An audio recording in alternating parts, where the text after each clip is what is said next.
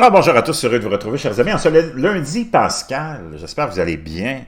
Lundi de Pâques, 5 avril 2021, 17h24, heure du Québec. Justement, on va aller faire un tour dans l'univers religieux pascal, avec une nouvelle étonnante. On va sortir des sentiers battus un peu. Ça paraît un peu étrange, mais ça circule sur le web, le net, un petit peu partout. C'est rapporté par le Daily Star. OK? C'est rapporté par le Daily Star, rien de moins. Et la nouvelle est la suivante, ça vient d'être publié. Le Vatican serait en train de creuser un tunnel illégal pour exhumer l'ADN du roi David et ramener le Messie à la vie, hein, parce que le roi David a été considéré longtemps par les Juifs comme le Messie. Un rabbin a allégué qu'il y avait un sinistre complot derrière la construction illégale d'un passage sous une église à Jérusalem, alors que des groupes réclamaient une action en justice contre le tunnel. Je vous laisserai le lien dans la boîte de description, comme d'habitude. Le Vatican a creusé un tunnel secret à Jérusalem afin d'exhumer l'ADN du roi David et de ressusciter le Messie, a affirmé un rabbin. Hein, on sait souvent que les rabbins sont dans... Et comme ils sont imprégnés de la vie religieuse, peuvent avoir des fois, peut-être, des délires, ou, enfin, d'autres appellent ça des visions. Le mouvement Regavim, un groupe dédié à la protection des ressources nationales d'Israël. D'ailleurs, j'ouvre une parenthèse, juste pas pour être méchant, mais les religions ont quand même eu toute une histoire, tout un projet, ou d'autres diraient tout un racket. Hein? Les religions ont réussi à convaincre le monde qu'un homme invisible, vit dans le ciel. Et que cet homme invisible qui vit dans le ciel nous surveille à chaque seconde, de chaque minute, de chaque heure, de chaque journée, de chaque semaine, de chaque mois, de chaque année jusqu'à la fin de nos jours. Et qu'il nous a mis une liste de 10 choses dans lesquelles il ne veut pas qu'on soit impliqué et qu'il ne veut pas qu'on fasse. Et que si on viole et qu'on enfreint sa volonté sur une de ces 10 choses que l'on ne doit pas faire, ben il va nous envoyer dans un lieu profond, au centre de la terre, où le feu nous attend, où on va brûler, crier, souffrir, le martyre, jusqu'à la fin des temps. Mais il nous aime. Il nous aime. Et il a besoin d'argent. Il a toujours besoin d'argent. Hein, c'est le grand créateur. C'est le tout-puissant. Il a tout créé.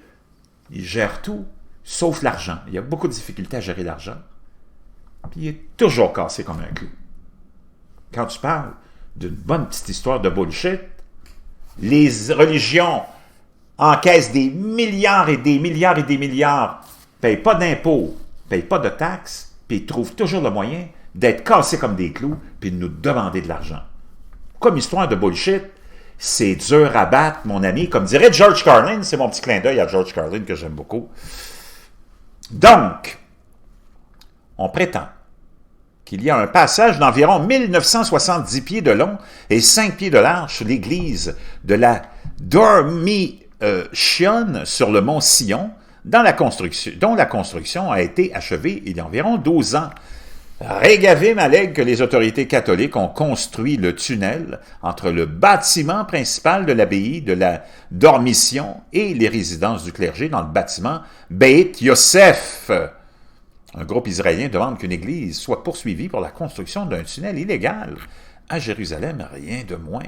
Le groupe affirme également que le passage a été construit sans autorisation et peut avoir endommagé des objets archéologiques pendant le processus de fouilles non supervisées. Mais un chef spirituel est convaincu que le but du tunnel est bien plus sinistre qu'un simple transport. Le rabbin Daniel Assor de l'Institut Yanar affirme qu'il a été construit pour permettre aux membres de l'église de la Dormition d'exhumer les restes du roi David, le roi Soleil, ou le roi d'Israël plutôt, qui a été tué par le géant Goliath, qui aurait été enterré au mont Sion. Assor a également allégué que l'Église agissait sur les instructions du Vatican qui, selon lui, a un plan pour collecter des échantillons d'ADN sur les os du roi David. D'ailleurs, la science pourrait faire ça. C'est pas dans la mesure de l'impossible, mais c'est plus dans la mesure du possible. On n'est pas dans la fiction ici, mais l'histoire a-t-elle un fondement? Je ne le sais pas. Moi, je vous partage la nouvelle du Daily Star parce que, en ce temps pascal, je pensais que c'était pour être intéressant. Et de voir comment la religion continue toujours à alimenter un peu sa propre histoire avec des récits. Hein? Le Vatican utilisera ensuite son ADN pour cloner un humain entièrement nouveau, qu'il tentera alors de tromper le monde en lui faisant croire qu'il est le Messie retourné. L'une des principales différences entre le catholicisme et le judaïsme est la croyance en la venue du Messie. Les catholiques croient que Jésus-Christ était le Fils de Dieu et que le Messie a prédit qu'il viendrait sauver le monde de ses péchés dans l'Ancien Testament et s'attendent un jour à sa seconde venue. En attendant, vous pouvez toujours faire des dons et des dons. Cependant, les croyants dans le judaïsme ne croient pas que Jésus était le Fils de Dieu et attendent toujours la première venue du Messie. L'autorité des Antiquités d'Israël a nié depuis longtemps que le passage sous l'église de la Dormition existe même. Le tunnel est situé à l'endroit où se trouve la tombe du roi David. Mais la municipalité de Jérusalem a récemment cédé à la pression et a confirmé qu'il y avait un vieux tunnel dans la zone souterraine.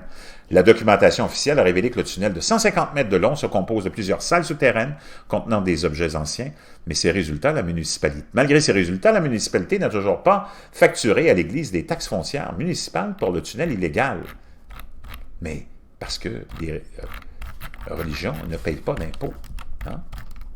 Ne payent pas d'impôts. Donc, fascinant, une histoire que je voulais vous partager comme ça, qui semble farfelue, comme toutes les histoires religieuses, mais qui, peut-être aussi, dans cette histoire d'ADN, peut avoir un fond de réalité, parce que la médecine, la science, a maintenant, je pense, dépasser la fiction.